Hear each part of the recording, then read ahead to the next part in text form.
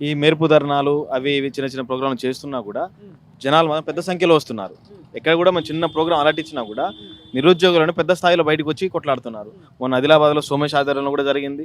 మేము అక్కడ చిక్కడపల్లిలో, అశోక్ నగర్లో, దిల్సుఖ్ నగర్లో కూడా చేసినాం.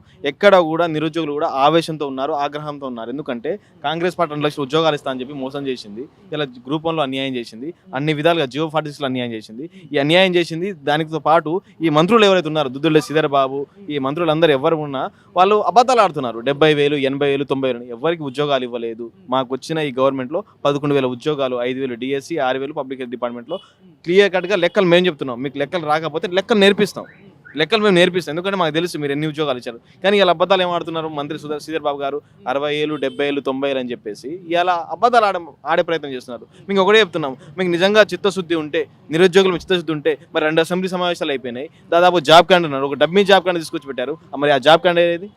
జాబ్ కార్డు ఏది? దాని గురించి ఎవరు మాట్లాడతలేరు. మేమనంటే 60,000, 70,000 ఇస్తున్నాం అని చెప్పేసి ఊళ్ళో ప్రచారిస్తున్నారు. ఇలా మా తల్లిదండ్రులు మమ్మల్ని తిడుతున్నారు. ఎందుకంటే మరి 60,000, 70,000 ఇచ్చినప్పుడు మీకెందుకు రాలేదు? మరి మీరు చదువుతలేరా? మరి తిరుగుతున్నారంటే మరి ఏలేదమ్మా అని మేము చెప్తున్నాం. వాళ్ళేమో ఆ టీవీలో, ఎన్టీవీలో వాళ్ళకి డబ్బులు ఉన్నాయి కాబట్టి పెద్ద పెద్ద టీవీలో వింటారు వాళ్ళు. ఎందుకంటే నైట్ 9 కాగానే ఈటీవీ వింటారు. ఈటీవీలో వాళ్ళకి ఒత్తాసు పడుతుంది కాబట్టి చెప్తారు 70,000, 80,000 ఇచ్చినాం అని చెప్పేసి. కాబట్టి ఎంత బూటగా మాటలు మాట్లాడుతున్నారు. కాబట్టి ఇవన్నీ తప్పులన్నీ మేము చెప్తూనే ఉన్నాం. కాబట్టి రేపు జరగబోయే అన్ని ఎలక్షన్స్లో కూడా ఈ నిరుద్యోగులు పాల్గొంటారు. కాంగ్రెస్ పార్టీ గట్టి బుద్ధి చెప్తారు.